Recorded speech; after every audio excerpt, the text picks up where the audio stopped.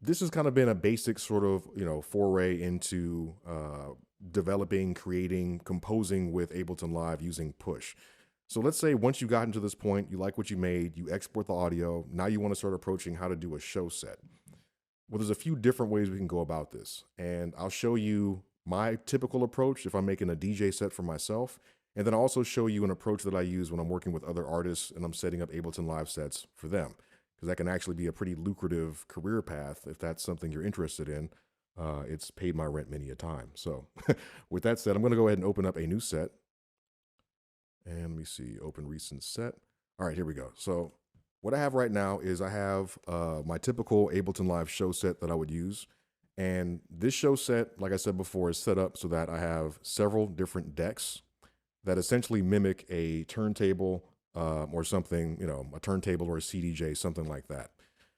Now, there's a lot of content in here, but I don't want anyone to sort of get daunted by the amount of content in this set. Ultimately, all I've done is I've made beats in Ableton Live. I exported the contents of these beats and then brought all of those different songs that I exported into one big master project.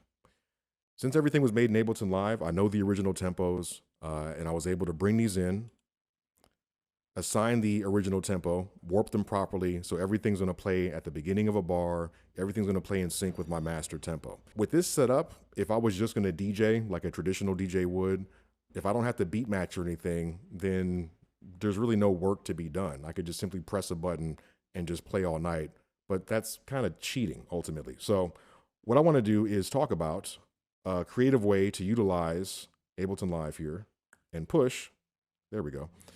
So I could play this show set and really feel like I'm performing and not just pressing buttons and, again, kind of cheating. So the key to this is MIDI mapping. Now, before I get to the whole MIDI mapping aspect, what I've shown so far is we know that with Ableton Push, we have buttons up here that'll show us different tracks, and we can select these tracks here. If we're dealing with an audio track, there's not a whole lot that the pads are going to allow us to do because there's no MIDI device on that track. So the pads are meant to send MIDI notes and velocity. On an audio track, there's not a whole lot there for it to do. If I wanted to trigger these audio clips, I could hit my button over here that says session. And now the pads on Push change to reflect all the different clips in my set.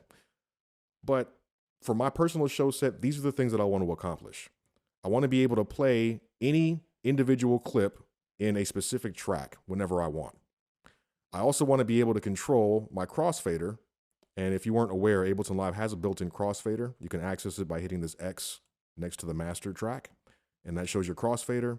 And we can assign each track to one side of the crossfader. So I want to be able to launch any individual track or any individual clip, no matter what track it's in.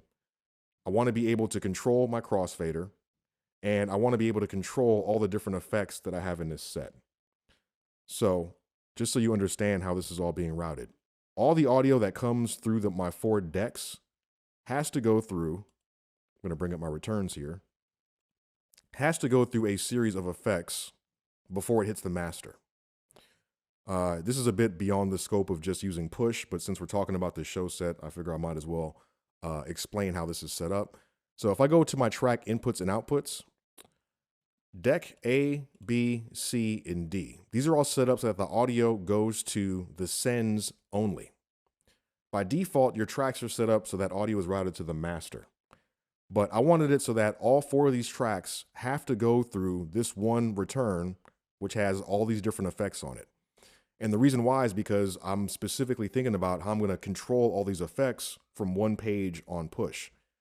So I need to make it so that I don't have to map the same effect 4 different times because that same effect is on 4 different tracks. I'd rather route all the audio through my master effects and be able to just map those once. So that's why this is set up this way. All right, my 4 decks, everything goes to the sends only. The output of this return then goes to the master. If I hide my inputs and outputs and I bring up my sends, we can see that these 4 tracks always go through, are always sent to the A return. The A send knob is always up because these tracks are always going to be output through the A return. In addition to that, I have a ping pong delay here and a reverb here. So these are all the things that I want to control and that I need to map to Push. How do I do that? Well, I'm glad you asked. I'm going to go into my MIDI mapping mode by hitting the MIDI button up here. Oh, you can't see that because my face is in the way. Let me go ahead and hide this. Ableton only. All right, I'm going to go into the MIDI mapping mode, and MIDI is right here. I will press the MIDI map button. And there's a few things that I mapped earlier that I'm going to get rid of so we can start from scratch. Oh, this is blank. Even better. Okay.